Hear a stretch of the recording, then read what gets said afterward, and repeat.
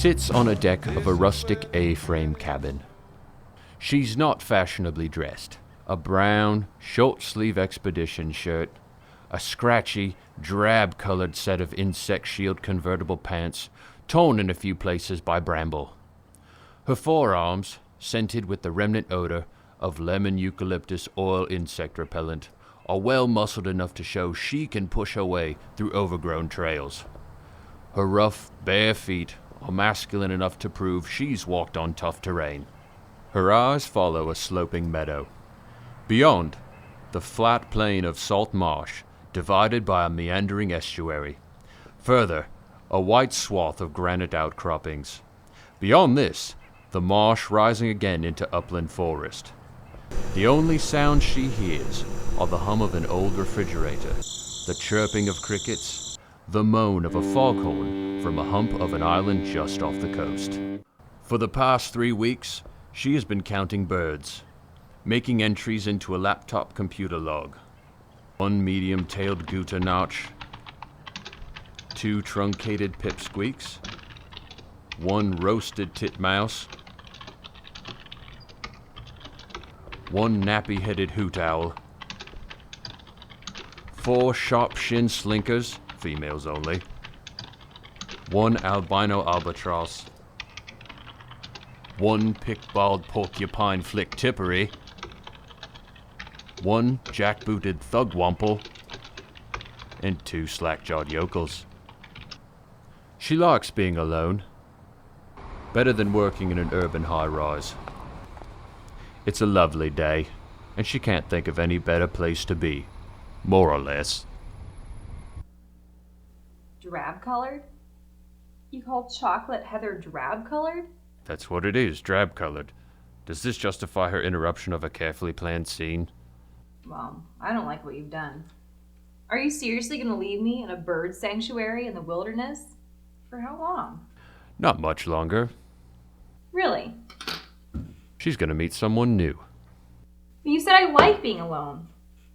She does and she doesn't.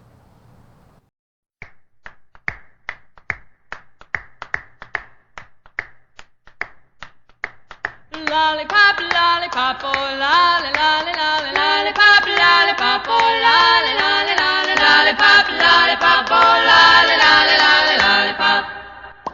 Boom, boom, boom. Lollipop, lollipop, oh Just who or what in this desolate place is going to be aroused by my masculine-looking toes? Black bear? It's not desolate. It's paradisiacal. I like her feet. Oh, come on. What exactly am I supposed to be? She's an ornithologist. Oh, brother. Just what is at stake here? She's very smart. She has a PhD in biology from Cornell University. Her thesis was on the female reproductive anatomy of the wild turkey. And you call yourself a writer?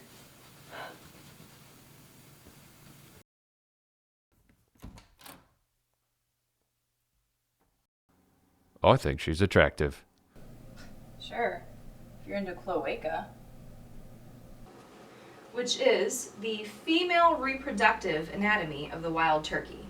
Trust me.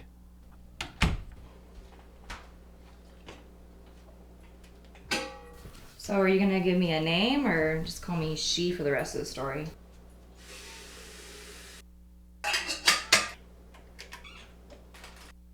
I haven't quite decided. I was thinking Midge or something. I don't know. I'll work it out later. You've got to be kidding me. Did I ask to be a big-footed, insecticide-reeking, muscle-bound Midge the ornithologist? In a mediocre fiction written by a second or third-rate fictionalist? She shows signs of being an intelligent woman. And stop calling me she. I did not ask for this. And no, being nothing is better than what you've planned for me. She's going to fall in love. In the middle of nowhere? Brilliant! She's going to meet some guy in the woods. What, like you? I can't just stop the story. I've created her. Well then, change the scene. Manhattan. How about it? And pronto. Manhattan's loud and smelly. Here, there will be this guy and the birds. As if I haven't had enough.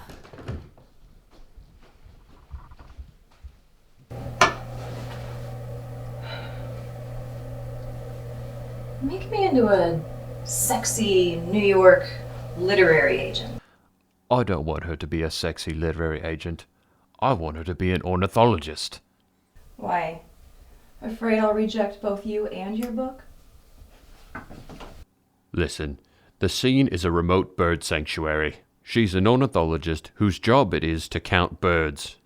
She's going to fall in love with some guy she meets by chance in the forest. Want me to change the feet? Give her small, delicate feet, like a ballet dancer. Dress her in ballet-style shoes that lace up around her slender ankles. Oh, we're not gonna take it. Oh, no, we ain't gonna take it. Oh, we're not gonna take it And then I could be unbuttoning the top 3 buttons of my expedition shirt. Like this. See? Because it's so hot. And now I'm bending down to unlace my ballet shoes. If I want to undress her, I will. Creep. But that's not what I have in mind. She's an intellectual, and this is a subtle story.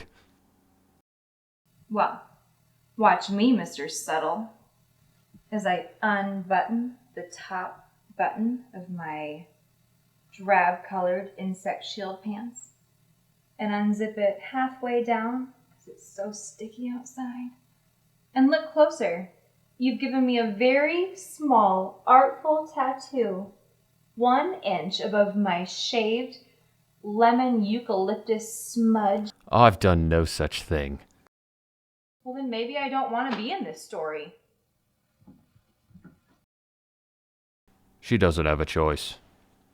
You think so? She can't just walk out.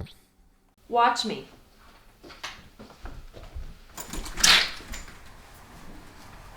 And quit calling me she. It's a point of view thing. Some novelist won the Nobel Prize in Literature using the third person, singular human animate female personal pronoun alone. Watch me. It's going to rain, really hard, with lightning and thunder, and the bears. Your cheap fragmentary sentences don't frighten me. Coyotes, feral cats, rabid foxes, bull moose. I'm not kidding, you have to be careful. I'd worry. I don't care what you try to do to me. Oh, really? She doesn't care? Well then, fine. Let's see how far she gets. Opening the door and slamming it shut behind her.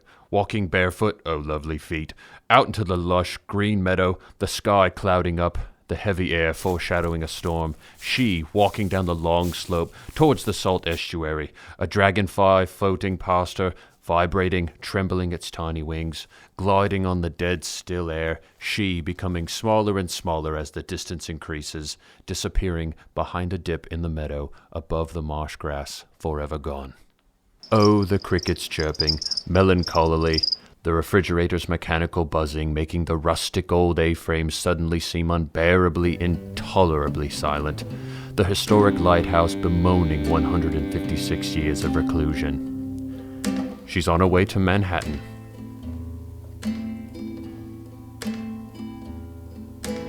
I don't like you, but I love you. Seems that I'm always thinking of you. Oh, you treat me badly. I love you madly. You really got a hold on me. Really got a hold on me. You really got a hold on me. Really got a hold on me. I